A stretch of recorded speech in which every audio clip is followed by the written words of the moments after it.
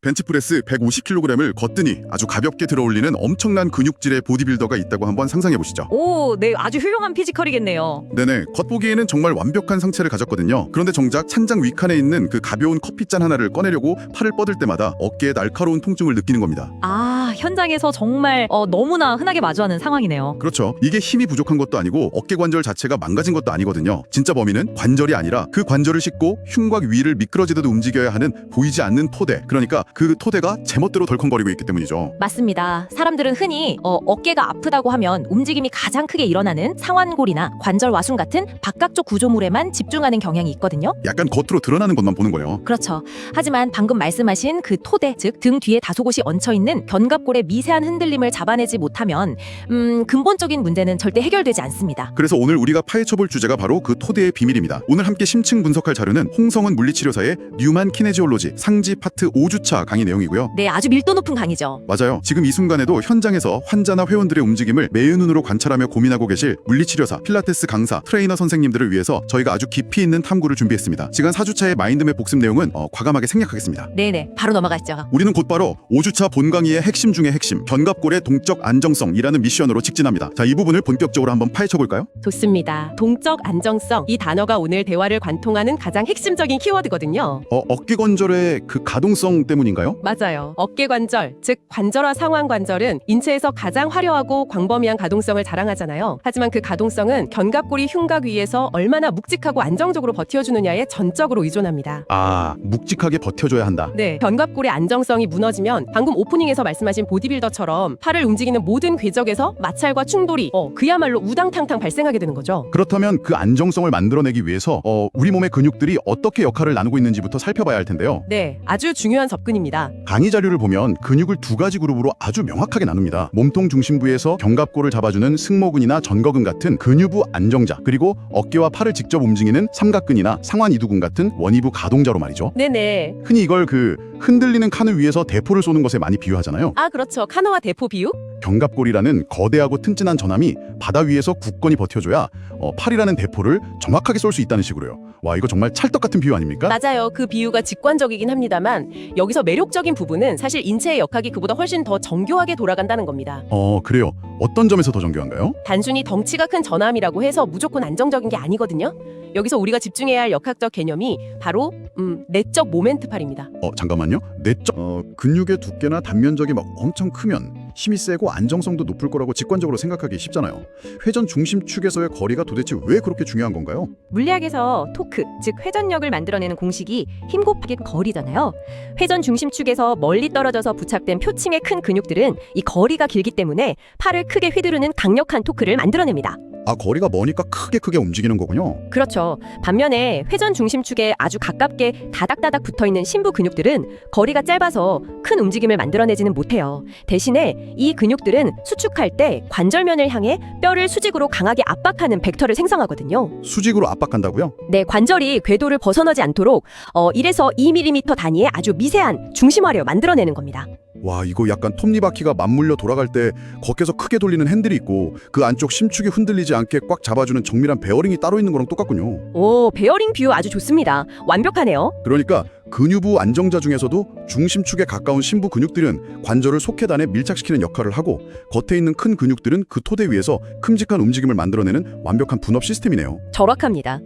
단순히 근육이 크다고 훌륭한 안정자가 되는 게 아니라 해부학적 위치와 벡터의 방향이 그 근육의 역할을 완전히 결정짓는 거죠. 자, 그럼 이 미세한 중심화를 담당하는 안정자 근육들이 어떻게 견갑골이라는 뼈를 흉곽이라는 둥근 바다 위에 찰싹 밀착시키는지 그 내부의 텐션을 좀 들여다보죠. 네, 텐션 밸런스가 정말 중요하죠. 이게 그냥 무작정 꽉 잡고 있는 게 아니라 근육들끼리 아주 팽팽한 줄다리기를 하고 있더라고요. 거상과 하강, 전인과 후인의 움직임을 보면 완벽한 기량작용이 일어나잖아요. 맞습니다. 서로 당겨주는 거죠. 그런데 여기서 눈에 띄는 흥미로운 임상 사례가 하나 있었습니다. 하강 근육인 광배근의 리버스 액션, 그러니까 역작용 이야기였어요. 아, 네. 그 부분은 근육의 역학이 환경에 따라 어떻게 뒤바뀔 수 있는지를 보여주는 완벽한 예시죠. 광배근은 원래 팔을 몸통 쪽으로 강하게 끌어내리는 역할을 하잖아요. 수영할 때 물 당기는 것처럼요. 그렇죠. 하지만 휠체어를 타신 사지마비 환자분들의 경우를 보면 팔을 휠체어 팔걸이에 단단히 고정한 상태에서 광배근을 수축시킵니다. 팔이 고정되어 있으니까 팔이 내려가는 대신에 오히려 몸통과 골반이 위로 딸려 올라가게 되는 거군요. 맞습니다. 기시점과 고정점과 정제점의 역할이 기능적으로 완전히 뒤바뀌는 거네요. 고정점이 어디냐에 따라 텐션의 방향이 역전되는 겁니다. 와, 진짜 인체가 물리 법칙을 생존에 200% 활용하는 셈이네요. 환자분들은 이 원리를 이용해서 엉덩이를 들어 올려 욕창을 방지하는 거고요. 네, 정말 경이로운 메커니즘이죠. 생존을 위한 움직임이니까요. 맞아요. 그런데 이런 수직적인 텐션 말고도 견갑골을 앞뒤로 잡아당기는 전인과 후인의 텐션 밸런스도 현장에서는 엄청나게 중요하잖아요. 아주 중요하죠. 흔히들 놓치는 부분이고요. 전거근이 견갑골을 흉곽을 따라 앞으로 쭉 밀어낼 때 뒤에서는 중부승모근과 능형근이 너무 빠져나가지 못하게 팽팽하게 브레이크를 딱 잡아주고요. 네네, 그 팽팽한 줄다리기. 여기서 정말 흥미로워지는 부분은요. 이 완벽한 균형을 깨뜨리는 녀석이 하나 등장한다는 겁니다. 바로 소흉근이죠. 아, 소형근. 네, 골칫덩어리죠. 위치상으로는 전거근을 도와줄 것 같은데 임상에서는 아주 악당처럼 여겨주곤 하잖아요. 소형근이 흔히 라운드 숄더의 주범으로 불리며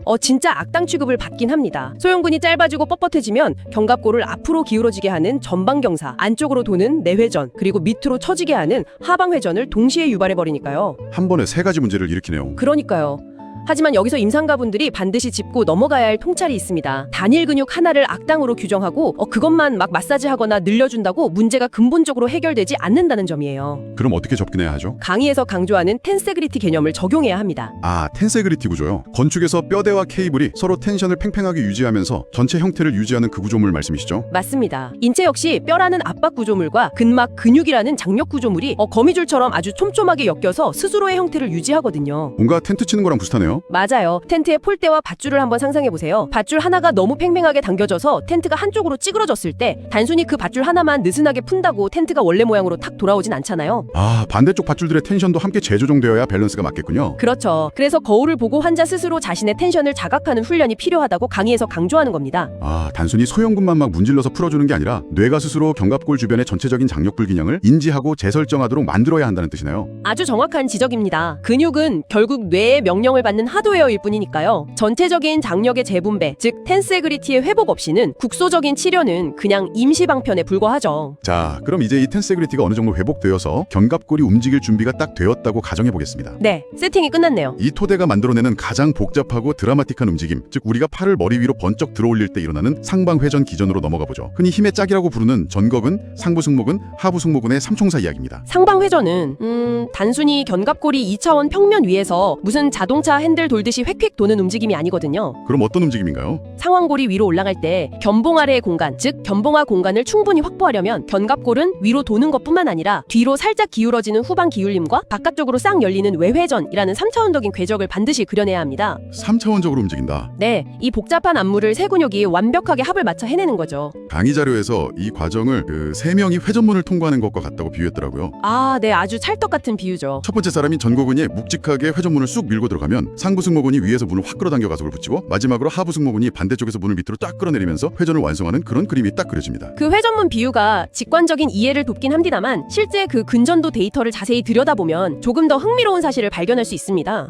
데이터에는 다르게 나오나요? 세 사람이 막 순서대로 바통 터치하듯이 일하는 게 아니고요. 팔을 들어 올리는 전 과정 내내 세 근육은 동시에 팽팽하게 활성화되어 있습니다. 아, 쉴 새 없이 다 같이 일하고 있는 거군요. 맞습니다. 다만 각도에 따라 주도권을 쥐는 지배력이 미세하게 달라질 뿐이죠. 아하, 순차적인 릴레이가 아니라 팽팽한 장력 속에서 톱니바퀴에 맞물린 비율이 미세하게 슉 변하는 거네요. 바로 그겁니다. 특히 여기서 임상적으로 가장 주목해야 할 것이 바로 하부 승모근의 타이밍입니다. 하부 승모근은 움직임의 초기부터 맹렬하게 확 당기는 게 아니거든요. 그럼 언제 개입하나요? 팔이 90도 이상 높이 올라가는 후기 단계에 접어들 때 견갑골의 내측연 뿌리 부분을 등 아래쪽으로 아주 단단하게 잡아채주는 역할을 합니다. 아, 밑에서 닻을 딱 내려주는 느낌이네요. 네, 만약 이 하부 승모근이 제 타이밍에 잡아주지 못하면 어떻게 될까요? 밑에서 잡아주는 닻이 없으니까 상부 승모근의 힘에 끌려서 견갑골 전체가 으쓱하듯이 위로 통째로 뽑혀 올라가 버리겠네요. 정확합니다. 현장에서 환자들이 팔을 들 때 어깨를 귀 쪽으로 과도하게 으쓱거리는 그런 대상작용을 보이는 이유가 바로 이 하부 승모근의 텐션이 늦거나 부족하기 때문이거든요. 회전이 일어나야 할 중심축이 고정되지 못하고 통째로 위로 이동해버리는 거죠. 아, 그렇다면 자연스럽게 이 정교한 기어 시스템이 완전히 고장났을 때 어떤 역학적 재앙이 벌어지는지 추론해 볼 수 있겠네요. 네, 최악의 시나리오가 있죠. 강의 소스에 등장하는 아주 끔찍한 병리적 시나리오잖아요. 바로 기초 토대인 전거근이 마비되거나 심각하게 약화된 상태에서 원위부 가동자인 삼각근을 억지로 강하게 수축시키는 상황입니다. 와, 그 상황은 말 그대로 관절 안에서 벌어지는 심각한 물리적 충돌 사고입니다. 정상적인 역학이라면 전거근이 견갑골을 상방회전시켜서 견봉을 위로 싹 열어줘야 하잖아요. 그렇죠. 길을 비켜줘야죠. 네, 그 확보된 공간으로 삼각근이 팔뼈를 쑥 들어 올리는 거거든요. 그런데 전거근이 고장나서 견갑골이 돌아가지 않는 상태에서 삼각근만 미친 듯이 수축하면 과연 어떤 힘의 벡터가 발생할까요?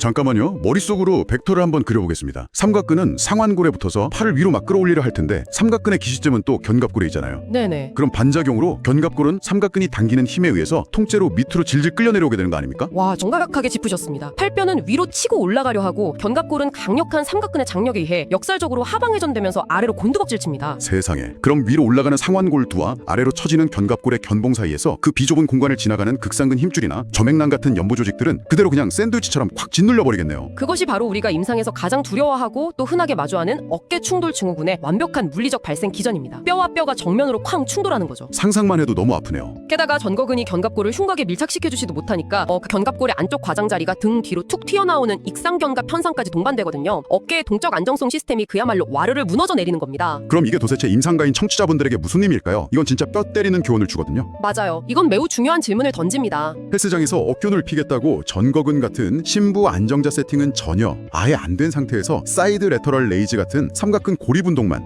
무거운 무게로 억지로 반복하는 회원님들 있잖아요. 네, 엄청 많죠. 그분들은 근육을 키우고 있는 게 아니라 자기 손으로 직접 회전근개를 갈아내고 있었던 거네요. 바로 그겁니다. 운동 처방에 있어서 순서가 왜 절대적인지를 역학에 명확하게 증명해주는 거죠. 원위부 가동자인 삼각근을 강화하기 전에 반드시 근위부 안정자인 전거근, 하부 승모근을 먼저 활성화해서 텐세그리티를 맞추는 것. 이건 선택이 아니라 필수 선행 조건입니다. 단단한 흙을 다지지 않고 그 위에 대리석 기둥부터 세우려는 거랑 똑같군요. 네, 모래상 삭히죠 완전히. 그렇다면 해답은 명확해졌습니다. 무너진 토대를 다시 세우려면 푹 잠들어 있는 전거근을 확실하게 깨워야 합니다. 강의에서도 이 전거근을 인지시키는 아주 디테일한 실질적 팁을 하나 던져주더라고요. 네네, 그 푸시업 플러스 디테일이요. 맞아요. 우리가 무릎 재활을 할 때 내측관근, 즉 VMO의 텐션을 살리기 위해서 무릎을 완전히 펴는 끝범위에서 한 번 더 강하게 쫙 쥐어짜는 큐잉을 주지 않습니까? 전거근에도 똑같은 팁이 적용된다고요. 네, 형상에서 쓰기 매우 유용한 임상 팁이죠. 전거근 훈련의 대표격인 푸시업 플러스를 생각해 보시면 됩니다. 단순히 엎드려 뻗쳐 자세를 유지하는 것만으로는 좀 부족하거든요. 그럼 어떻게 해야 하죠? 팔꿈치를 곧게 쫙 편 상태에서 몸통을 천장 방향으로 밀어 올리는 그 마지막 몇 센티미터의 끝범위 움직임이 핵심입니다. 왜냐하면 그 마지막 범위에서 대흉근 같은 겉근육의 개입이 최소화되고 순수하게 전거근이 견갑골을 전인시키면서 흉곽에 강하게 밀착시키는 수축력이 극대화되기 때문이죠.